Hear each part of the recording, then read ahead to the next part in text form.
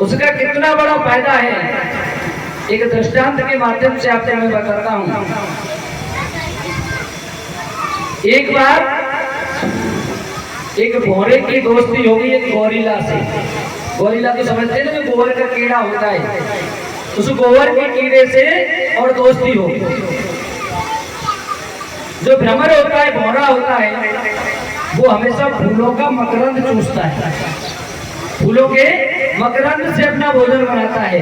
जबकि गोरिल्ला क्या करता है, गोबर का कीड़ा है, गोबर की हल्की हल्की गोलियां बना के रख लेता है, उसी को खाता है गोबर को। एक बार गोरिल्ला कहने लगा कि अरे भैया भ्रमर, तेरा कल का निमंत्रण है मेरे पास, भोजन करने के लिए आना मेरे घर पे। भ्रमर कहने लगा ठीक है भैया, आ जाऊंगा। भौरा दोपहरी के बाद में शाम के समय थोड़ा सा दोपहरी ढली, भोजन करने के लिए पहुंच गया गोरिल्ला के यहाँ। और जैसे ही उसने जो पड़ोसी गोबर की वो गोलियां, उसको बदबू आने लगी। अरे ये क्या है भाई, मैं तो सुगंधित द्रव्य अर्थात फूलों का मकरंद चूसने वाला, और तेरी ये गोबर की गोलियां खाऊंगा? भाई मैं ये नहीं खा सकता। भौरा कहने लगा मैं तेरी गोलियों को तो किसी भी कीमत पर नहीं खा सकता हूँ। तो गोरिल्ला ने कहा भैया फिर क्या करें बता? तो बोले अब तू मेरे साथ चल, शाम का भोजन हम और तुम दोनों साथ ही करेंगे। अब क्या, एक पूरे दिन का एक ही राम हो गया। उड़ करके वहां से चल दिए दोनों, कभी इस पुष्प पर जाते, कभी उस पुष्प पर जाते, और मकरंद चूसते चूसते दोनों को शाम होने लगी। एक कमल के पुष्प पर जाकर के भौरा बैठा, वहीं पर गोरिल्ला पहुंच गया, और जैसे ही कमल में उन्होंने अपनी जो सुंड होती है ना मकरंद चूसने वाली, उस नली को बढ़ा करके चूसना प्रारंभ किया। कमल के पुष्प का मकरंद बड़ा मीठा, भौरा तो उतना ही लेता है, उसने भौरे ने तो उतना ही लिया और उड़ गया। लेकिन गोरिल्ला उसमें लगा रहा कि इसमें बड़ा आनंद आ रहा है, उसे ध्यान ही नहीं रहा कि सूर्य डूबने को है। उधर सूर्य भगवान छिपे और बंद हो गया पुष्प, अब उसमें फंस गया चक्कर में। जब रात्रि के समय लौट करके पहुंचा तो गोरिल्ला की घरवाली पहुंची भौरे के पास, हमारे घरवाले कहाँ हैं? बोले नहीं आया क्या लौट के? बोले आपने तो हमारे आज अच्छा खासा निमंत्रण करा दिया, बताओ हमारे घर वालों को ही आपने कहीं पधारा है। उसने ध्यान किया कि वो न हो उस कमल के पुष्प पर रह गए। बोले सुबह होने से ला दूंगा, और उधर गड़बड़ हो गई। जैसे ही सुबह हुई माली चलाया और उसने उन फूलों को तोड़ लिए।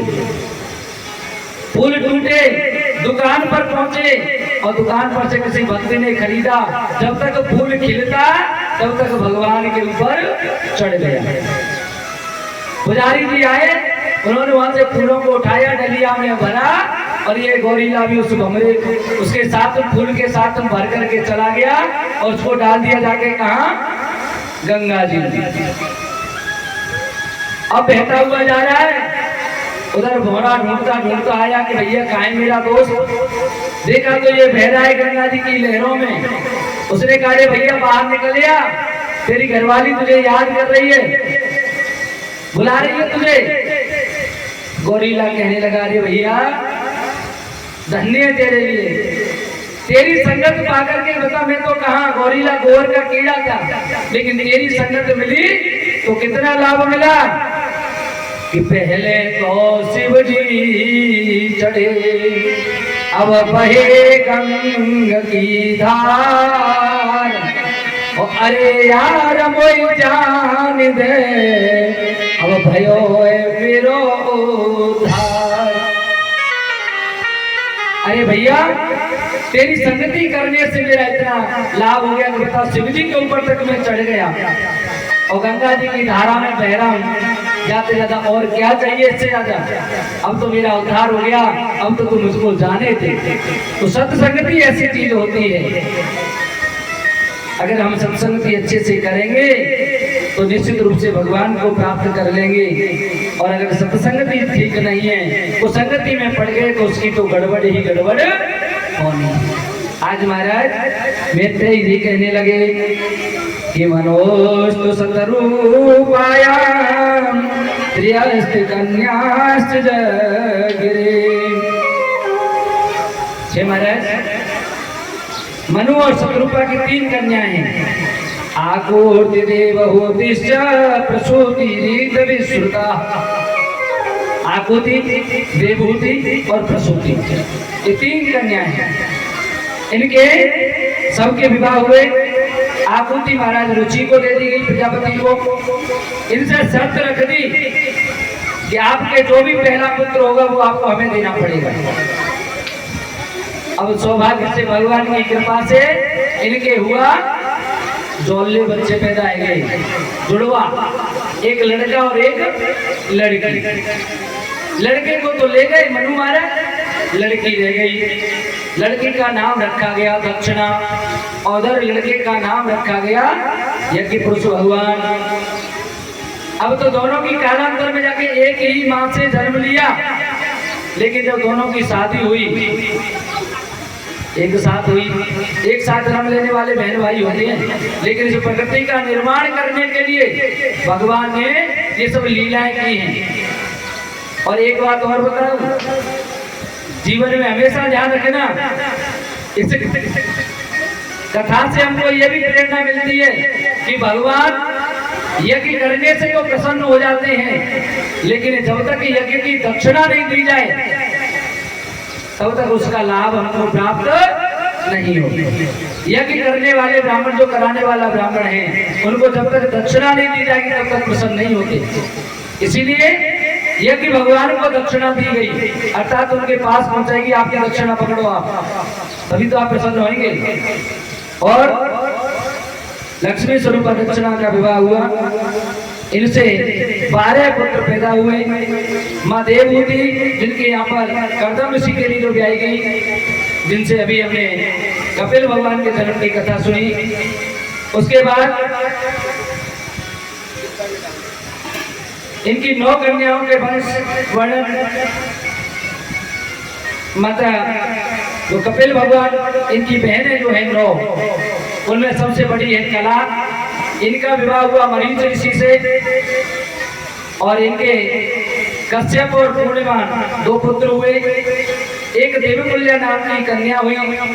भगवान विष्णु के चरण धोने के कारण इसका नाम ही आकाश गंगा पड़ गया। बोले गंगा मैया की।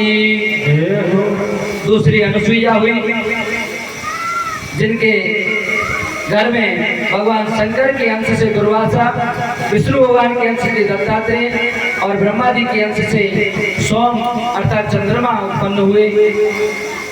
तीसरी पुत्री जो पैदा हुई श्रद्धा, तीसरी से श्रद्धा जो अंगिरा ऋषि को दी गई। इनके श्री, कुहू, राका, अनुमति ये पुत्र हुए, और इन्हीं के हुए बृहस्पति और कुतित्य। चौथी पुत्री है अभिर्बहु। अभिर्बहु के जो पुलस्त्य ऋषि को दी गई, जिनसे अगस्त और विश्वकर्मा 2 पुत्र हुए। विश्वकर्मा के रावण, कुंभकर्ण और विभीषण ये पुत्र हुए। आगे चलकर 5वीं पुत्री गतिमान की सती के रूप में जानी जाती हैं, कुलय ऋषि को दी गई, और इनसे श्रेष्ठ, वरियान, सहिष्णु ये 3 पुत्र पैदा हुए। 6वीं पुत्री है क्रिया। इन क्रिया के क्रतु महाराज को दी गई, जिनसे 60,000 बालकल ऋषि पैदा हुए। 7वीं या ऊर्जा वशिष्ठ जी को दी गई। इनसे चित्रकेतु, सुरोजी, विरज, मित्र, उलवर्ण, वसुंधरम और ध्यमान 7 पुत्र पैदा हुए। 8वीं चित्ती अथर्वा ऋषि को दी गई। 9वीं ख्याति रघु ऋषि को दी गई, जिनसे दाता विधाता 2 पुत्र हुए। इन्हीं के घर में माता लक्ष्मी का जन्म हुआ। मेरू ने अपनी कन्या आयाति का विवाह दाता के साथ और नियति का विवाह विधाता के साथ में किया। आगे चल के इनसे वेदश्रा ऋषि पैदा हुए। भृगु के पुत्र कवि हुए, कवि के पुत्र हुए शुक्राचार्य। इस प्रकार से ये जो संसार है वो पूरा ऋषि मुनियों की ही संतान से भरा हुआ पड़ा है। और तीसरी पुत्री जो मनु माया की थी वो थी प्रसूति। ये दक्ष प्रजापति को दी गई। इनसे 16 कन्याएं पैदा हुई। 13 तो धर्म के लिए ब्याई गई। एक जो स्वाहा है वो अग्नि को दी गई। इसीलिए जब हम हवन करते हैं तो हवन में बिना स्वाहा बोले अगर आहुति देते हैं तो वो आहुति देवता नहीं देते, क्योंकि स्वाहा अग्नि की पत्नी है। और देखो पत्नी का नाम पति के आगे लेने से पति भी प्रसन्न हो जाती है, इसीलिए बोला जाता है स्वाहा। और फिर अग्नि भगवान उधर में आपकी आहुति को लेकर के कर देते हैं आहा। आनंद तो तभी आता है। इस प्रकार से इनकी वंश वृद्धि होती है। चौथी पुत्री है स्वधा, पितरों को दे दी गई, जिनसे वयुना और धारिणी 2 पुत्रियां पैदा हुई। 5वीं पुत्री है सती, जो भगवान शंकर भगवान के लिए ब्याई गई है दक्ष महाराज की। और ये तो सब लोग जानते हैं महाराज दक्ष से और शंकर भगवान से किस प्रकार से बैर पड़ गया। एक बार देवताओं की सभा में भगवान शंकर बैठे हैं, दक्ष आ गए उधर से प्रजापति जी। उनको देख करके सब लोग तो खड़े हो गए, शंकर भगवान खड़े नहीं हुए। अच्छा देखो सबसे बड़ी गड़बड़ कहाँ होती है, इतने सारे लोग बैठे हैं, अगर मान लो कोई बड़ा व्यक्ति चला है, अब बड़ा हम किसे कहेंगे, व्यासपीठ की मर्यादा होती है। व्यासपीठ पर बैठा हुआ व्यक्ति जो व्यास है, अगर उसके गुरुजी आते हैं या माता पिता आते हैं तो केवल 2 के लिए ही चरण वंदन कर सकता है, नमस्कार कर सकता है। अन्यथा चाहे राष्ट्रपति भी आ जाए उसके सामने भी शीश नहीं झुकाना चाहिए। ये व्यासपीठ की मर्यादा होती है। अब मान लीजिए कोई व्यक्ति आ गया, वो समझ रहा है कि मैं बड़ा व्यक्ति हूँ, चाहे मैं राजस्थान के मुख्यमंत्री अशोक गहलोत ही चले आए, वो समझे कि मैं तो मुख्यमंत्री हूँ। आप मुख्यमंत्री होंगे राज्य के, मैया के लिए मुख्यमंत्री नहीं हो। जनता ने मुख्यमंत्री बनाया, जनता के लिए आपको वोट देकर जनता ने बनाया, जनता के लिए कार्य करने के लिए, न कि जनता के ऊपर शासन करने के लिए। बोलो राधे राधे, जोर से बोलो राधे राधे।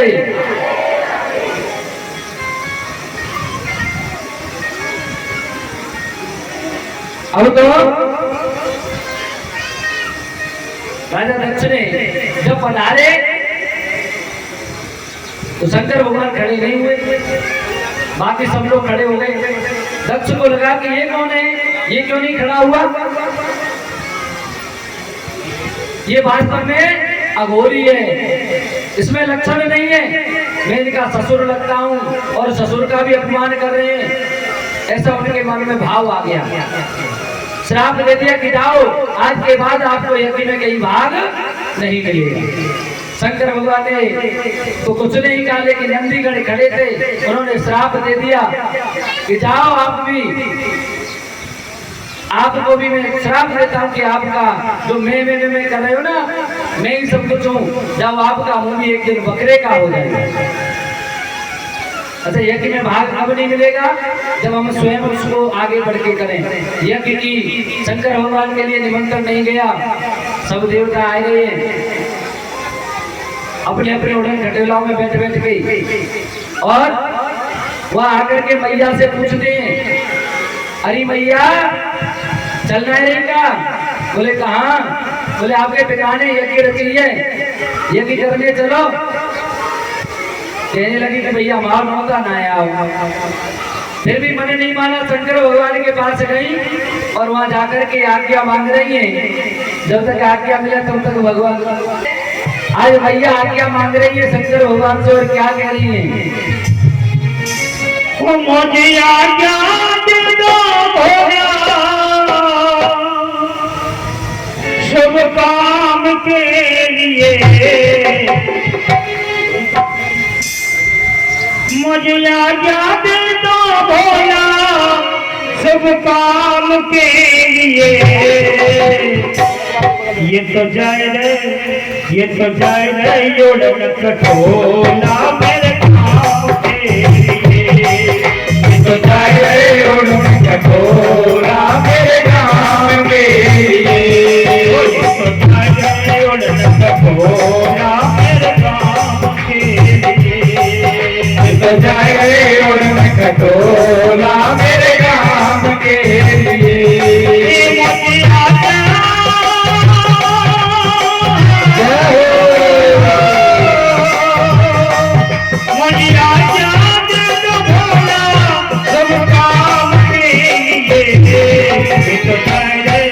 ये तो जाए रे ओढ़न कटोरा मेरे काम के लिए।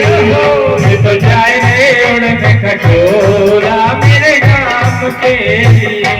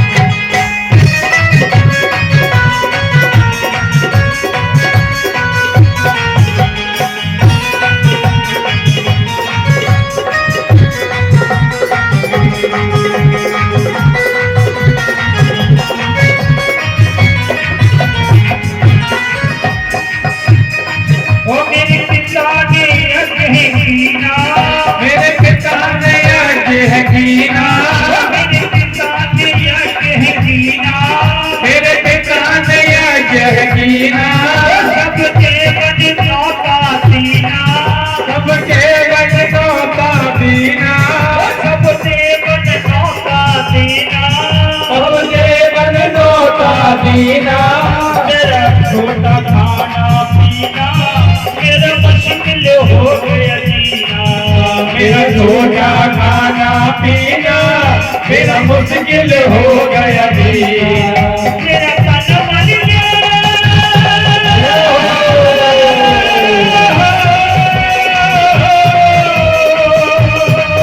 मेरा तन मन मेरे काम के लिए। जाए रे कटोला मेरे काम के लिए।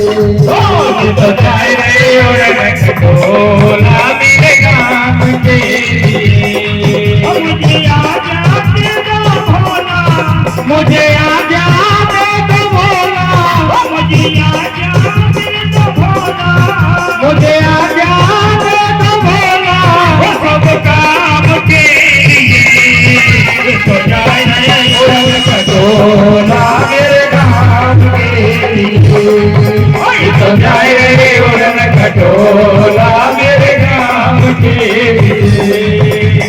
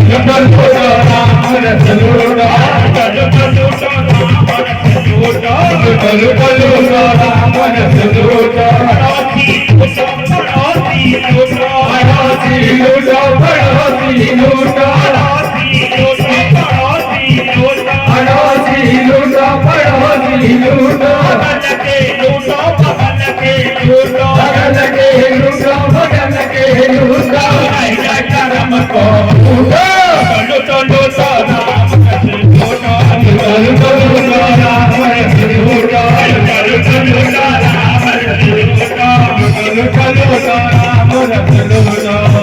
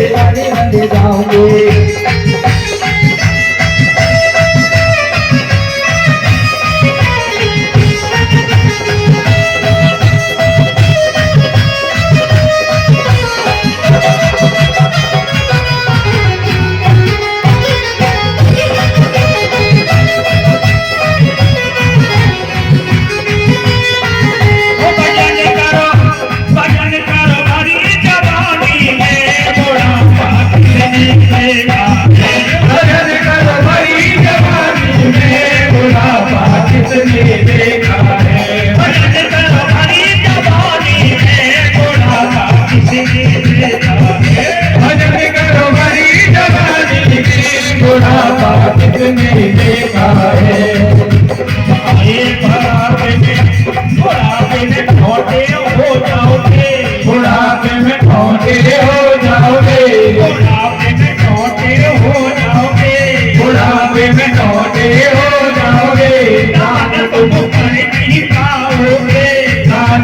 कर नहीं पाओगे, दान तुम कर नहीं पाओगे, दान तुम कर नहीं पाओगे।